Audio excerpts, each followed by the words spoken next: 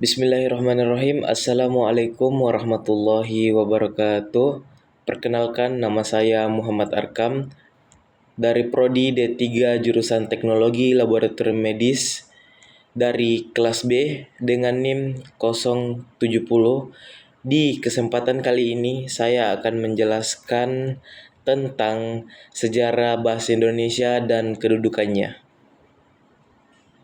Bahasa Indonesia berasal dari bahasa Melayu yang sudah digunakan sebagai lingua franca di wilayah Nusantara sejak berabad-abad lalu.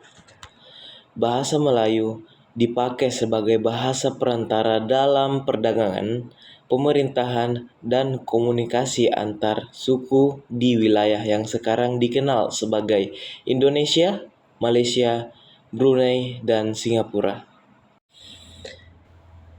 Pada tanggal 28 Oktober 1928, dalam Kongres Pemuda II yang dikenal dengan Sumpah Pemuda, para pemuda Indonesia menyatakan tekad untuk menjadikan bahasa Melayu yang kemudian disebut sebagai Bahasa Indonesia sebagai bahasa persatuan.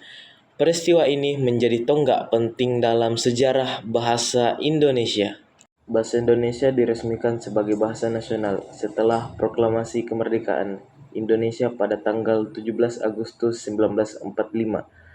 Hal ini diperkuat dengan dimasukkannya bahasa Indonesia sebagai bahasa resmi dalam Undang-Undang Dasar tahun 1945. Setelah kemerdekaan, bahasa Indonesia mengalami perkembangan yang pesat, baik dalam hal kosakata, tata bahasa, maupun penggunaannya di berbagai bidang seperti pendidikan, media massa, hukum, dan pemerintahan. Bahasa Indonesia juga menjadi media pengajaran di seluruh jenjang pendidikan.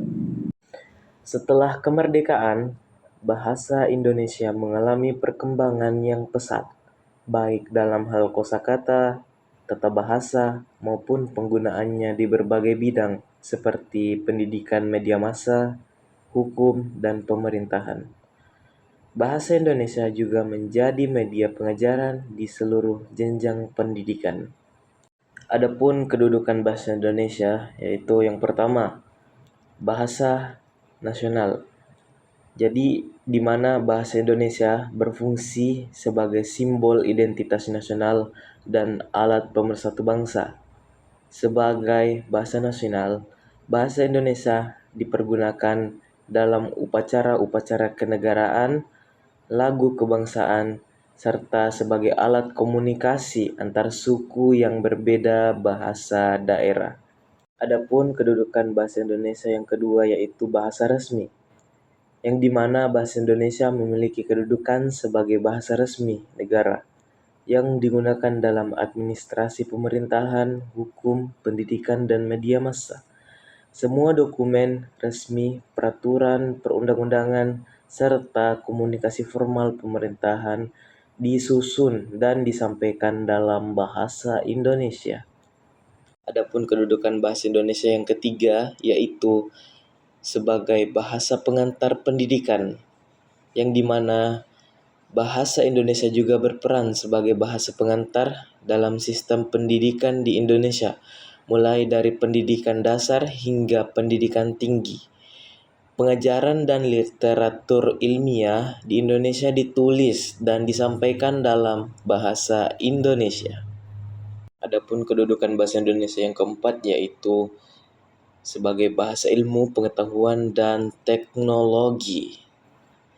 Bahasa Indonesia digunakan sebagai bahasa pengantar dalam bidang ilmu pengetahuan dan teknologi.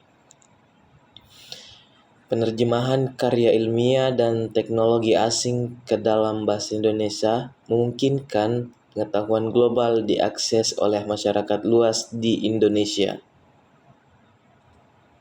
Jadi, bahasa sangat penting dalam kehidupan sehari-hari, sebab dengan bahasa kita dapat menyampaikan sesuatu dan mampu mengekspresikan perasaan kita.